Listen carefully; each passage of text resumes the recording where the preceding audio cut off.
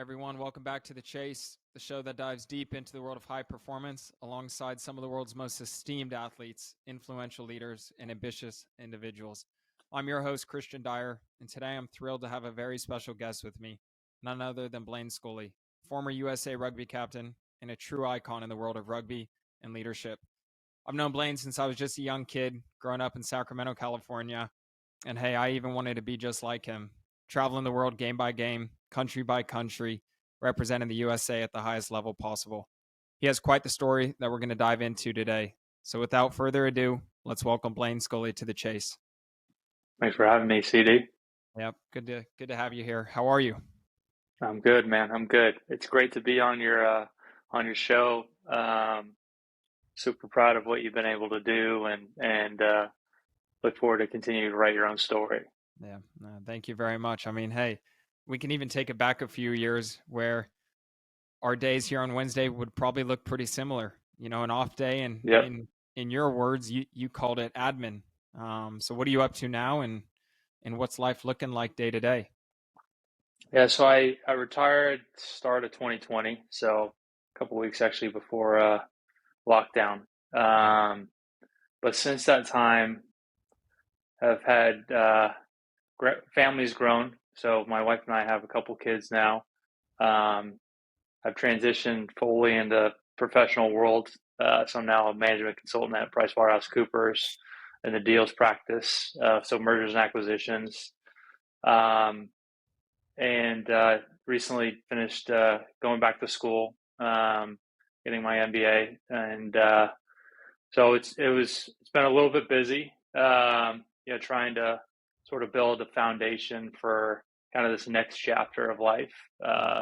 As a corporate athlete, not one on the field, and I mean, it's been a lot of fun. Learned a ton, learn every day. Getting hit pretty hard as you do when you're kind of in this rebuilding phase, but just moving forward. What do you miss the most? There's a number of things. It's a tough question for me to answer because there's so much about my experience in sport, which I love, and I'd always been excited about the next phase and the next chapter and the next challenge. But obviously, probably the first thing that jumps out is the locker room. The really interesting parts about sort of the weekly routine where you spend so long dedicated to your craft and you sort of fine tune your kind of own process and your own protocols, and then sort of optimizing that and getting that feedback. You know exactly what to look for. You're on kind of the front edge of kind of the leap of performance and testing yourself week in and week out against the best in the world. So I'd say obviously the camaraderie bit, sort of the daily environment where it's kind of about self-actualization of your performance potential, and then sort of being able to test that and get that feedback in a competitive standpoint week in and week out was awesome. Wow. I don't know if you've listened to the High Performance podcast or not, but they ask every one of their guests right at the start their definition of high performance. And I love the question, and I'm figuring out my answer day to day. So I'd like to start out just asking you, what's your definition of high performance? I mean, doing everything within your own personal control in order to better improve how you go about your business. And that's just off the top of my head. I think, like you, it's continually a work in process, but ultimately high performance is like, what is your goal? And then how are you improving yourself each and every day in order to achieve that goal? And it's a calibration as well, because like the goals change, right? Like where you're at changes, and one day you're fit and you're optimizing for one thing, the next day you're injured, and then your goal is to improve and rehab and get yourself back in a position where you can go and compete and be available for selection. So again, I think some of it is just about refining your own process, continue to refine that process, find your goal, identify the goal, and continue to improve every day in order to actualize that. Yeah, no, you couldn't have said it better. And I mean, I'm looking at the screen, and for everybody just listening, not on the video, I see Blaine's Leicester jersey behind him. That's probably his sevens jersey on one side and a World Cup jersey on his other. So if you're just looking at it, you think this guy kind of grew up playing the sport of rugby, but the origin story is so different than what many would think. So can you just put a little context to your introduction to rugby and your transition from high school to college to then professional and international? Yeah, it is a bit different, I suppose. So, knew about the game in high school, growing up in Yeah. Northern California, Sacramento. Um, I had a lot of friends that played rugby at Jesuit, which is where I went to high school. And I, like every typical American kid, grew up playing just about anything and everything. Played uh, water polo, basketball, and swam through high school. Mom did a good job of keeping me away from the football field, but we always joke that I ended up making tackles for a living anyways. So, and the goal was to play water polo in college, and had some opportunities to potentially do that. Decided it wasn't what I wanted to do, and so really ended up an athlete without a sport. And one of my good friends from Jesuit kind of tapped me on the shoulder and said, "Hey, like, this is what you kind of should do and think about doing." And kind of as soon as I picked up that ball, and I knew it was what I was supposed to do. And at that point, it was really dedicating my life to kind of achieve this this goal of excellence in the sport of rugby, um, and ended up being a pretty good ride. Yeah, no, that's crazy. What was the vision though? And like the $1 million question is, what dream were you chasing? Yeah, well, I think so. I started out at UCLA, and made the All American team as a sophomore in college, and started getting some national team looks at that point, which was pretty crazy given where I'd just come from. Sure. Was going to sevens camps, and there was one camp where I came pretty close. I was probably the 13th man on sort of the selection list. There was only 12 back then, and probably by rights had no reason to expect to be selected. But I think anyone who sort of has that makeup for elite athletics kind of knows that you always believe in your own ability to be in that arena.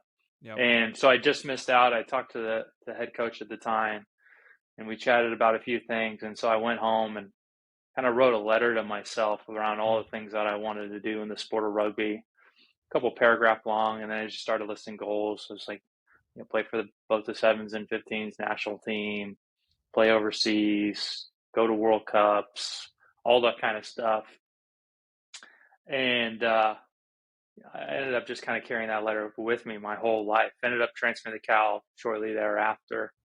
And then kind of when I look back on my career and I look at that letter, which had some physical goals and some sort of like outcome goals by way of things I wanted to do in the sport, I pretty much checked off everything that I wanted to, which Wow. was pretty insane as a 19, 20-year-old writing all that stuff down and then looking back at 32 at the end of the career and kind of being able to realize that was cool. No, that's incredible. And so then, I mean, you get the debut with Leicester after what was it, a 2 or 3 week trial opportunity? Yeah. Yeah. And so, like, what were your initial thoughts moving from, I guess, American sport, which is what you grew up understanding and everything that entails, to Europe, where it's a different life, it's a different lifestyle, and it's in a country that prioritizes rugby? Like, where was your head at? Well, I think kind of the interesting context to that was I had some opportunities after the 2011 World Cup. The clubs weren't the right fit at the right time. Ended up playing in the Pan American Games. The USOPC and USA Rugby had stood up contracts for the first time with the Olympic inclusion of sevens. But my goal was still always to get overseas. And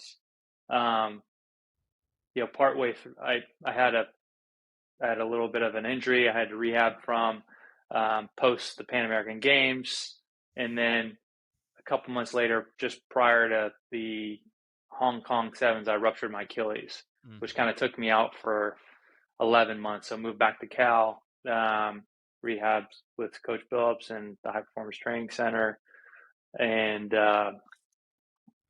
then finally got back to fighting fitness. Returned to the sevens program for the tail end of that 2013 year. Went on tour with the 15s, and then had this call for that 2-week trial. And so, it was what I had been waiting for and what I'd been training for. And my objective was to go in with nothing to lose, be as professional as I could, and enjoy the experience. And more than anything, it was just to compete. And that ended up going pretty well. So 2 weeks turned into 4 weeks, which turned into that contract, which turned into 6-7 years overseas.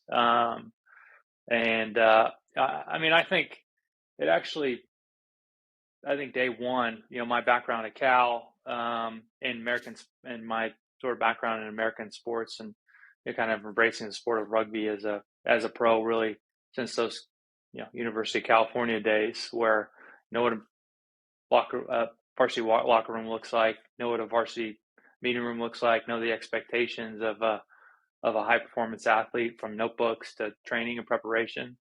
I was as professional or more professional than almost everyone there, and that was kind of my mindset and goal. Really was to be the most professional person in the environment, both in the meeting room and on the field and off the field.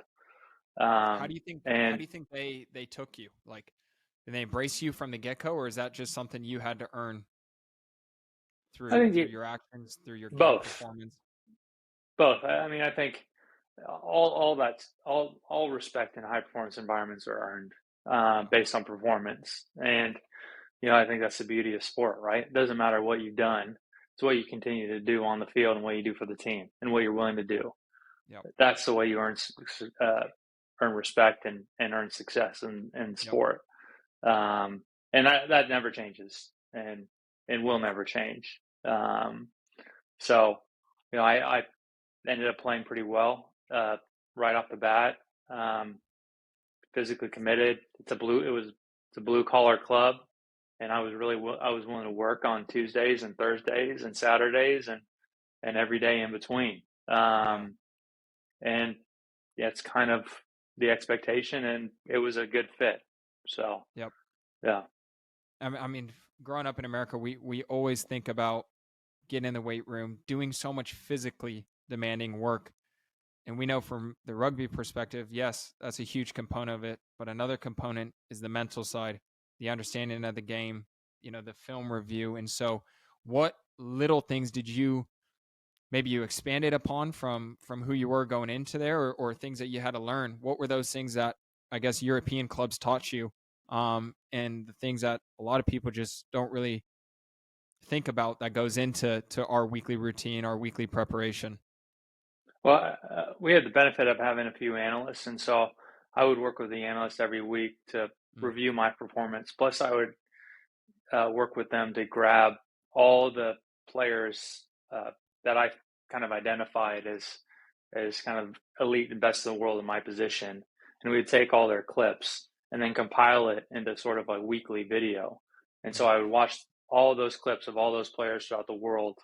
That was kind of my routine on like performance review, and kind of benchmarking myself relative to where everyone was at and what they were doing, any things that I saw in their game that I could include in mine and bring forward. And then the prep part was always watching the last 3 games of the opposition. Like, again, my position on a wing or fullback, would watch all their kickers, any kicking cues, like what the space they kind of looked for, and then from a defensive standpoint, what their kind of plays that they ran and all that kind of stuff.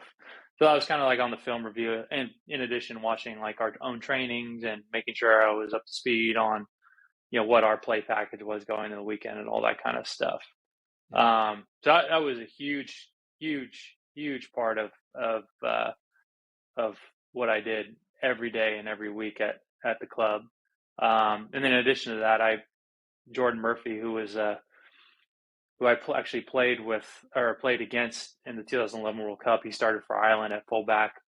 He had 73 odd caps for Ireland, played at Leicester for 17 years, was club captain, won a number of Premiership titles and a couple of European titles. He had just retired, and every day we worked on kicking high balls skills every day in addition to trainings. And those kind of add-on sessions really, I think, started to accumulate into improving what I did every day, and allowed me to kind of be on the front end of, I think, my own development. Yep. Our good buddy Russell Webb, before I was getting into the professional side of rugby, reminded me, hey, you're selected because of what you're good at, what you're great at. Mm-hmm. Don't worry about, the weaknesses in your games or the lapses. And so that kind of changed my perspective on training and the extras, and focus on making my strengths super strengths or world class, as we'd say. And so where was the balance for you, focusing on what you were good at, making them great, and striking, the right balance between working on your weaknesses? Yeah. I mean, I think, like you said, right, I wanted to lean into my strength as one of the best aerial rugby players in the world. And so every day I did stuff on my high balls. From the technique perspective, that was why I was getting paid, and that's why I was getting selected over people. And so I couldn't lose that edge. But, I also played fullback a lot of times and had to cover fullback, which meant like my foot needed to be at a world-class level as well. Yep. And so, that was something I really had to work on every single day. And so you're right. There's a push and pull there, and there's trying to get the balance right. But I kind of identified what the most important things were going to be for me. What were the drivers to selection? What was the drivers to being the best wing fullback that I could possibly be? And then there are certain things that I never needed to work on a scrum profile, right? Like there's things you don't need to work on because they're just not relevant. What are the most relevant to your position? What might you be called to do in the game under pressure? And then that's what you start to think about your training perspective and your work on perspective. Talk about pressure. You're like the best individuals we know, the best athletes, they perform under pressure at a consistent level. They don't have these tremendous big highs. They don't have these lows. They maintain a level of consistent play that's why they're selected. And so for you, what drove your confidence, especially in the bigger games? I mean, winning Cup with Cardiff, playing in the World Cups. What were the things leading up to matches that gave you the confidence to go express yourself? My routine was always the same, and that was kind of something I really worked on. And I think every young athlete's kind of can fall victim to their own sort of superstitions and things they think might work and help them get right and all that kind of stuff. Like the playlist has got to be all sorts of different things, and like I need to have the right combination of creatine and caffeine and all that kind of stuff. And so I slowly started to work through all that and then identify like what my week looked like, right? From energy management to like what I need to get on extras. I way overtrained when I was young, like every young athlete kind of does, that wants to be good. And sort of, figured out how to time my run to the best of my ability. Figured out that sort of body maintenance care piece. So I was doing that all the way throughout the week to make sure that like I was 100% ready for the weekend. And then I also organized my life around the game, right? Like everything I did in the buildup was about performing on Saturday, and recovering from the weeks of training and recovering from the week before. And so I was good to go, and slowly start to reduce distractions throughout the week, start eliminating, extracurricular activities that weren't necessary. And then on game day, I had my sheet of paper with all my different cues that I wanted. I had every week I wrote my list out prior to the game. Um, that was kind of like, my equivalent to the talking points if I was giving a speech or whatever.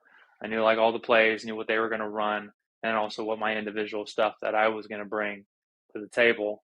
And then it was about building my emotional bonfire up for the contest. So, I could replicate that every week. So it wasn't really a difference. Like everyone talks about pressure is privilege, means you're in like a meaningful contest and all that stuff.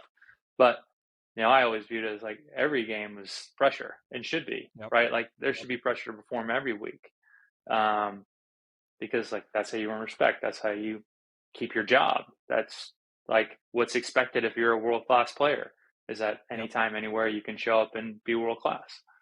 And as an American overseas, I was always playing for a job because there's very few contracts available for overseas players, and I was competing against Wallabies and All Blacks and all those players every week, whether they are on the field or not, because they were probably coming for my contract next year. So, Absolutely. Yeah. Strip back your process when it comes to either a poor performance from your individual perspective or from a team perspective. What was that process like? Well, I mean, I always found it interesting when I watched tape. It's like, never as good as you think you are, you're never as bad. And even when thought I was really good on the weekend, I look back and I'm like, wasn't that good. It was like, you weren't that good. You could have done that better. You could have done this a little bit better, and your timing was off here, and you misread that or whatever. And then same on the other end too. It's like I thought I was really poor, but I was like, oh, there's a few things that I did pretty well. Like this didn't go to hand, and this could have been different, and so always that sort of like measured type of approach, right? I think like easy to self-congratulate yourself, and easy on self-flagellation and beating yourself up, like trying to find like some sort of regulated ability to manage and give yourself feedback that's productive, like that's ultimately at the end of the day, it's feedback, and you want it to be productive. And so translate what happened, what you saw, and what you think you saw and need to know. How does that apply to next week? And just get busy focused on that. Like you can toil all you want and the things you didn't do or the things you did do, but game's moved on already. So take what you can and go. Yeah. And what about the culture? And you can touch on, both Leicester and Cardiff differences there, but what was the culture like amongst those teams? Well, Leicester was tough, man. It was a tough club. Had been. That was the reputation, especially if you were in the forward pack. Those guys, they trained hard on Tuesdays and Thursdays, and there's definitely some physical altercations on the training field, and some even on the field. Like if we were playing Northampton, there's a couple of interesting games, but it was a tough blue collar club that I really liked. Blue collar from like a work ethic standpoint. Sure. There's just a really rich tradition of it being a hardworking club, and which I loved, and because I kind of identified that, and Cardiff. When I went to Cardiff, it was sort of like a rebuild. So I got sort of recruited by someone who'd been in the USA program for a bit of time, and he took over as general manager at the club and said, "Hey, this is what we want to do. We want to rebuild, get ourselves in a position where we're competing for trophies." Club's 100 plus years old. It's in Cardiff. It used to be the old National Stadium, sits right next to Millennium Stadium. There's an unbelievable rich history at the club. We want to build it back. And that was an adjustment, kind of moving clubs. Leicester was my first club. Could have easily stayed there for my whole career, but I quite liked the idea of that challenge where Leicester we were in finals and we were in semifinals week in or year in and year out, and wanted that experience on the other end from a sort of growth and development, because I thought it'd be good for me personally, especially in the context of thinking of my responsibilities from U.S. national team perspective and lessons I could learn there, and try to challenge myself in a totally different way, from a performance and personal leadership perspective. So starting from the ground up with Cardiff, what are the big blocks that you guys had to get right from from the get-go? Is it the right coaches, the right team, the right culture? As Coach Billups would say with us, it's finding the Yeah. soul of the team. Yeah. Yeah. So I mean, it's all those things. There was roster and player decisions that had to be made. There was coaches and coaching decisions that had to be made. There was front office and organizational studies that or changes that needed to be made, really to enable like the context and the environment for a rebuild to take place. Right. So there's like kind of like the table stakes things that you need to do as an organization, as a professional organization, in order to put yourself in a position to go out and build a culture and attract talent and retain talent, and then and encourage a fan base and make a fan base proud of you to show up and root you on, and all that kind of stuff. And then it becomes about behaviors, and like you said, right, like building what's the training environment like? What does the weight room look like? What does the training field look like? What's everyone's effort level on all those things? How does that translate to the weekend? What's important? Like what's getting measured? All that stuff is important. And I think, putting my business hat on, like that's like, the challenge of professional sports, right? Like it's the team is an important bit, but the team is within a business. And so the business has got to be right. Like, professional sport, they say organizations win championships. It's not just teams. It's the front office, it's the management of the organization, it's the people you have selling tickets that are bringing fans to the game. It's all that stuff, all wrapped into one to create something special, hopefully. And that's difficult. I mean, just from two of my examples, speaking with Andrew Conway, Ireland international winger, was talking about the best years that Munster has is when people from, I mean, it even goes down to the people picking up trash at the grounds, all the way up to captains and management and investors. There's a singular focus on winning it and becoming the best organization. But if there's faults and gaps in any of those levels, it definitely shows on the field. And when Nate Ebner took me to spend 2 days with the Patriots, every single person I met, guys taping ankles, putting cones out on the field, it just felt like this environment of winning, that everybody had a goal of winning that Super Bowl, and it's hard to come by. I mean, that in sport is one of the most difficult things, is trying to get buy-in from each individual in the organization. And you guys did win it with Cardiff. Did it feel like that is what you guys had? There was buy-in? Yeah, I mean, it's hard to put a finger on, but it was the end of that 3-year sort of rebuild process, and it had kind of just came together where we had enough cohesiveness as a team. We'd played together long enough. We had really good relationships with the head coach and the coaching staff, and we hit a run of form. Yeah. And a couple of players kind of broke through that were young and kind of gave us what we needed. Kind of the more experienced players added the right level of maturity to the team. And so we had this really, good combination that kind of came right at the same time, and ended up, us having a pretty good run, and ultimately being able to pull one out of the bag and Bilbao against Gloucester, which was epic. Yeah, the highlights were epic. I mean, seeing some of the footage of you, and that's inspirational stuff. But I gotta ask you, because so much of sport comes down to mental health, mindset. Like, did you have a life outside of rugby? And you can even touch on having, like, Shannon, who was back in the States. Yeah. There's a disconnect there. And what was life like outside of the training grounds? Yeah, it was. I mean, I think initially, my first couple of years, it was pretty mission focused, right? Yeah. I think, that's the challenge. I think with sport is if you want to be the best, like, it is kind of all consuming, right? Like it requires personal sacrifice that relies on your ability to, kind of miss out stuff and, be okay with that. Yep. And understand that that's actually a choice.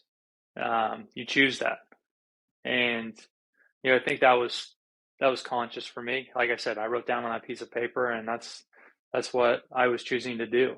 Um, that's what I felt like my path was.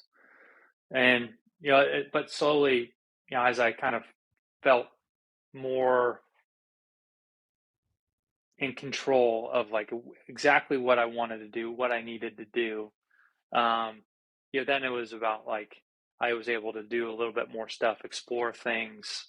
Um, Again, I became more interested in the business world, and I had, work to do. I felt like as part of driving the PA Players Association for USA Rugby, kind of being exposed to some of those at the international players level as well. Um, and part of that wasn't disconnected, but there were also personal growth opportunities. Sure.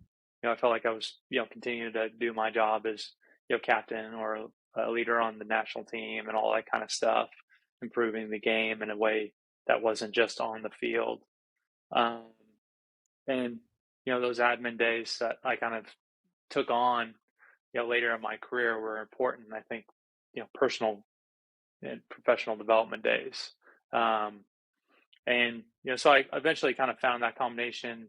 My wife eventually moved over, and we had some life experience stuff, which was awesome and great.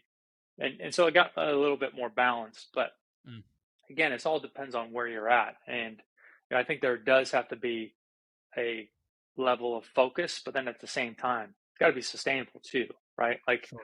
because you can myopically focus on something, but burnout's a real thing, especially when Yeah. you're playing as much rugby as you do if you're playing professional and international. So like Yep. I'm playing 10 months out of the year and have a month of an off season. So, so much of that becomes like energy management, body management, and you need to find ways to, again, release the pressure valve. Sure. So you can then, have enough in the tank to go out and do Monday sessions and get at something out of it, not just check a box, right? Yeah. Which it can be if you get yourself in the wrong place. Where was that moment where you understood, okay, maybe there can be a little more balance to everything I'm doing, or I can maybe take another venture on outside of rugby? At what point of your career did you make that decision or that realization? Um, I don't know. I don't know if it was like some aha moment. I think it kind of happened organically, really. Yeah. And just like I said, I think I got more comfortable with where I was at in the game, and like from my ability to sort of focus when I needed to focus, be present and all in when I was there, but also like the ability to, okay, create some separation. I don't need to like watch film until 1 o'clock in the morning. Yeah, every night. I don't need to like, be in the ice bath until 9 p.m. or whatever it is. I don't certainly shouldn't be running more, right? Like certain things like the physical stuff, like you actually realize how important that rest is, right? So Yeah. some of that's like a forcing function. It's like you just can't train anymore. You just can't. Well, You have to it took recover. me yeah, I mean, it took me tearing an ACL to figure that one out. Mm-hmm. Yeah. So like that's part of it. Like I had the Achilles, I had the elbow. You have all these injuries, which kind of again force you to take a step back, Yeah. diversify your focus a little bit more than you probably had, which is in the long run probably not a bad thing. So Did a lot of the guys over in Europe have stuff outside of sport going on? um, it was a mix. Some do, some Yeah. kind of go to coffee and do video games. It's super individual. I wouldn't say like there's uh, a critical mass on any one of those. Yeah. So I tried to find the right balance of trying to have some social time because that's like good and healthy, but then also find some ways that I could sort of upskill myself and kind of improve, whether it's like meetings or video calls or reading or personal projects that I might have going on. Yeah. Um, yeah, so I'd say there's a mix. Talk to me about your your captaincy role, stepping into the U.S. national team, and And I really want to hear, like, what was your approach to leadership, just to start off with? Um, Man, I think it was uh,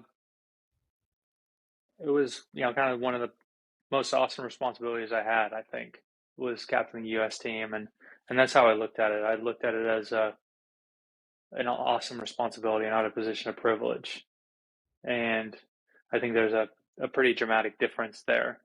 I was responsible for the team, Yeah. from a program level, from a performance level, um, and ultimately my sort of ability to continue to earn that right to be responsible, to kind of model behavior, um, and demonstrate what I believe the national team and USA Rugby should be about. Um, and so that's really that really defined like the back end of my career. No longer was it about me and my performance; it was about Yeah. the team, and my performance was always a part of that. And I sure as heck better have my performance buttoned up, because nobody's going to sit there and listen to a captain that doesn't make his own tackles or isn't willing to go on the training field every day. And I never wanted to be that captain. I'd Yeah. been on teams where that was the case, just because someone had some experience and they were a good player a long time. But at the end of the day, like, respect flows to those who continue to do the job. And I wanted to do the job, and I needed to do the job in order to, what I felt like, elevate the national team and put it in a position where, my goal was always to be top 10 in the world, Yeah. um, and be a part of that story of, and push back on this sleeping giant thing and all the different BS things that kind of float around American rugby. Um, and that's sort of why I always believed I was playing a test match every week when I was overseas, that I was representing USA Rugby every week on every game Yeah. that I played. And I was sick and tired of what I felt like underperforming at the national team level, and I wanted to do everything in my power in order to uh, remove this sort of like tier one, tier two thing. Like, I don't want to hear about it. I don't want to talk about it. I'm never going to make excuses about what we don't have. I'm not going to talk about the referees. We're going to be two teams stepping on the field, regardless of situations, regardless of budgets. We'll accept the outcome, but we're sure as hell going to train as hard as we can. And I'm going to drive everyone to a standard that I think needs to be the standard. Um, Absolutely. that's what my mindset was. Um, so Did the extra responsibilities, pressure, I mean, you're having to manage emotions and media and everything. Did that ever affect performance for you on the field, whether it's in a good way or a bad way, or maybe no way at all? Well, I think it's definitely heavier, right? Like, Yeah. it's a heavier load. Your responsibilities are more. You're stretched thinner. You have appearances. You have press conferences. You have more stuff that is related to the team besides you, that you have to talk about, cultural and discipline stuff. You're just responsible for so much more, and so that was one of the challenges, is to sort of empower and build like more people, because the best captains I always thought were the first among equals. So, like, there's it's not about hierarchy. It's about empowerment and hopefully building people that can support and drive the team, in addition to the captain, which Mm. was really important, because then it frees you up to do some of the other things that you have to do. Like the extracurricular, like, you know, team voice, like team appearance responsibilities, as kind of like, sort of the quote unquote face. But yeah, I mean, there's no doubt, like, after the 2019 World Cup, I was exhausted. Yeah. It was the hardest thing I ever did, for sure. Kind of captaining those 3-4 years, and through the World Cup, and the pressure team performance, because it becomes really hard to separate your own performance from the team's performance, and that's a good and bad thing. You can say like, "Oh, I played pretty well," but then the team doesn't play well. Well, there's no way you feel like you played well, and if the team plays well, and then you didn't play as well. And it's like, okay, well, what can I do to improve and make sure we're better and getting there? So, I think there's that added burden and responsibility, which does add weight to everything you do. And it becomes a little bit harder to kind of focus on the most important things, but that's kind of what required is like, you got to be able to prioritize and allocate your energy as efficiently as possible because you just don't have as much, right? Like that's just the reality. So knowing what you know now, and you're a few years away from it, where did we as a nation get it wrong in that 19 World Cup, going 0-4? But shit, if you look at some of the scores, we're in the game. yeah, I mean, was it more technical or was it more emotional, mindset, culture? World Cups are bloody hard. I played in 3 of them, and I believe I was 1-10. And it's a hard place to win rugby games, and I think that is and can't be understated just how hard it is to win rugby games in the Rugby World Cup because everyone is building for that. Everyone is getting ready for that. Everyone is doing a crazy, preseason World Cup camp. Everyone's at altitude or some equivalent. Everyone is making themselves available for selection. And, I think, reflecting on that, I think we were good enough to win some games, but we didn't. And that's the reality. Sometimes your best and you trying hard just isn't good enough. And like that was kind of my takeaway. It's like I gave everything I could, but my best in the context of that just wasn't enough. And I think whether it's technical or tactical or emotional, it's always a combination of all that stuff. And you can probably point to any number of things. But the reality is, if one or all are just a 0.5% off or at 1% off, it could be 3 points, it could be 30. Yep. But you're probably going to be on the wrong side of it just because it's that hard, and there's the margin of error is just so small. Can you at least sleep at night well knowing you gave everything you had? Yeah, I gave everything that I had to the jersey. There's nothing I didn't give.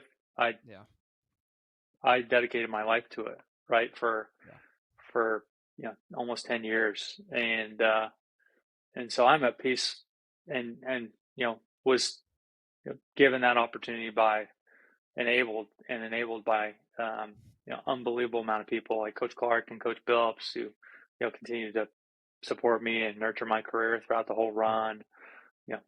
Professional and international teammates, like other coaches, all that kind of stuff. And so, I mean, I had as good as run I could have hoped to have. Yeah, and I mean, I think we're so quick to look at what went wrong, blame ourselves for what we didn't do right. We look at everything wrong, but in reality, I think we all need to do a little bit better job of just taking a step back and realizing there was a lot of good in what you did, what I'm doing, what he did. Is like the things we can control in life: attitude, effort, preparation. We often forget in the lead up to things, or when the outcome doesn't go our way. I don't know if I said that with a lot of clarity, but wins and losses. No, I get what you're saying. But the competitor in me and like the harsh reality is like I'll never actually get over the World Cup. Well, you'll never get it back. Yeah, I'll never get it back, and I always wanted that, right? But that's part of it. And that's the harsh kind of reality of sport. Yeah, and that's kind of what it takes, right? Like you have to feel that way. It's because it's important to you, and you want to do well. And that's not that that's comfort, but I know that's just the way I'm built, and I wouldn't have it any other way either, right? Like I never want to be okay with that. Did you retire on your own terms? Yeah, I did. You had some opportunities to go back overseas, but like we kind of just talked about, yeah, had some time away from the game, did some broadcast stuff with NBC. We're about to have our first baby, or had our first baby, and kind of realized that I was at a point in my career where I was 32, and the reality was, if I kind of played for another year or two, I'd probably still be playing till now. And I wanted to give myself an opportunity to go and chase whatever was next, Yeah. and then ultimately, um, yeah, that's what kind of, after talking with my wife Shannon and working through all that stuff, felt that it was the right decision at that time, Yeah. to step away from the game and kind of get busy, living really. Yeah. I mean, but give me some like concrete examples or lessons you learned from sport that have alleviated, I guess, turbulence from the transition. Well,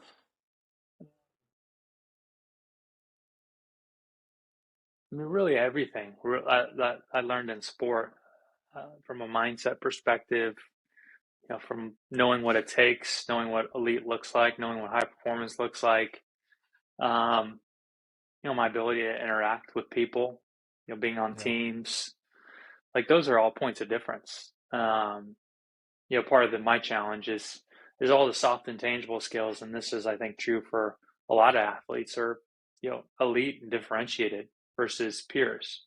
The kind of the challenge is all our experience and IP is built up in something we dedicated our life to for a pretty significant part of time.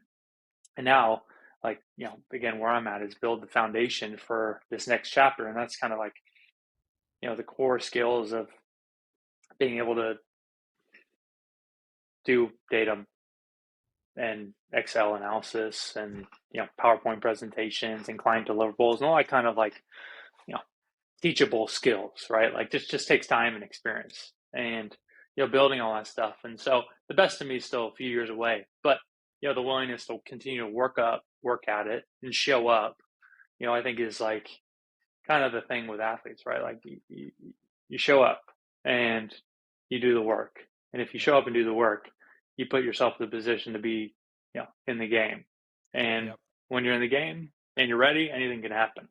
So, those reminders, but it's also like, you're not without a sharp end too, whereas like, an elite athlete has certain personal expectations that are really important to be successful in elite contexts, right? But when a different part of your sort of development curve, it ends up being somewhat counterproductive because you can almost punish yourself for what you're not yet. Mm. And that's kind of been a big learning lesson. So I was like, okay, well, you got to reframe like how you're looking at this and actually where you're at, being honest with your self-assessment, because you think you're here and you're treating yourself like you're here, but you're not. You're back into the weight room, learning how to lift again, learning how to run again. And, that's a different mindset. That's a hard one if you've kind of been on one end of the spectrum for as long as I was anyways. Yeah, but Which, if you yeah. really buy into concert performance improvement, which was just, I guess, ingrained in us from our Berkeley days, then where you're at now is just a starting point. Mm-hmm. And that's not where you're going to be in a day, a month, a year. And you touch on it so much, where performance and everything is a lifestyle, it's a journey. Yeah. And I think if you can buy in from that, it's yeah, you're not satisfied with where you're at today, but if you have the growth mindset of knowing you won't be there next year, I guess that's all the hope you need. Yeah. Yeah. And you just got to check yourself around that, right? Because, Yeah. so much of what, like, the feedback that athletes get are all outcomes, right? You look at your process, refine your process, but, what informs your process is usually like, did I catch the ball? Did I make the kick? All Yeah. that kind of stuff, right? Did I Yeah. score the try? Um, and that feedback cycle is just different now for me, because I'm not like a professional elite athlete anymore. And so learning what that feedback point is, like, how do you find it? How do you gather it? And then how do you translate it to something productive? It's kind of really like the goal now. You mentioned the best days are in the next few years, or the best you is in the next few years. Where's your head at? What do you want to accomplish, and who do you see yourself and your family and your life? What's that looking like in a few years? Man, that is a big question I'm trying to answer. But, Yeah. again, like thinking of sort of, the phases in the chapter, like some of it was just, you know, what's out there, what's available. Retiring is a big thing. Like, what am I retiring to? What are the different things that I could potentially do and see myself doing? I happened to retire at a pretty strange time during COVID, and so the world was a little bit upside down. But again, finding a solution. Like, okay, well, where can I kind of go and get thrown in the mix, learn and see a bunch, and get exposed to a bunch? Like, well, that's consulting, and because you kind of do turn into like a little bit of a corporate athlete where you have to look at businesses, you're on projects, they come and go pretty quickly, and you're responsible for client deliverables, and you have to get it done. And I felt like that was a really good training ground for the first couple of years.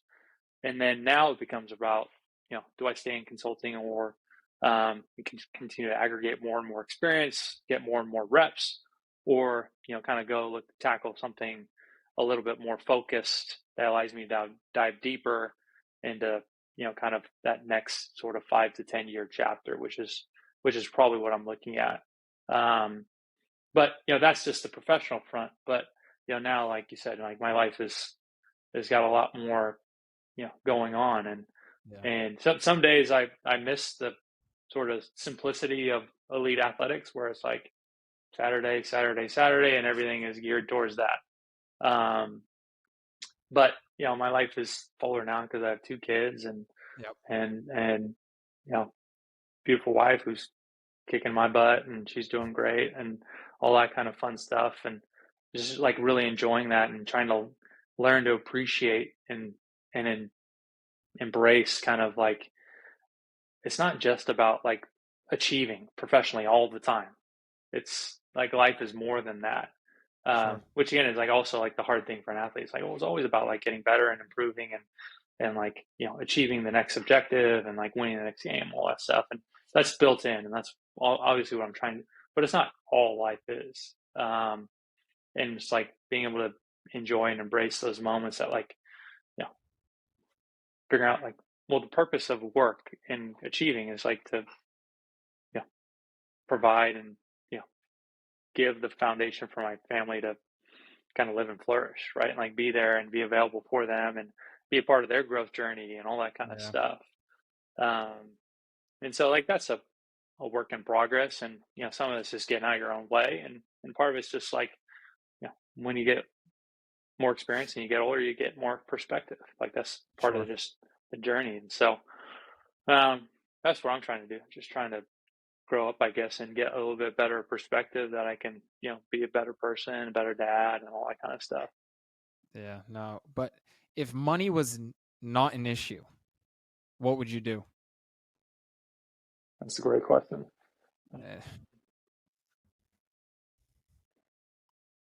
Yeah, I don't know. I guess I'm still figuring that out. Yeah.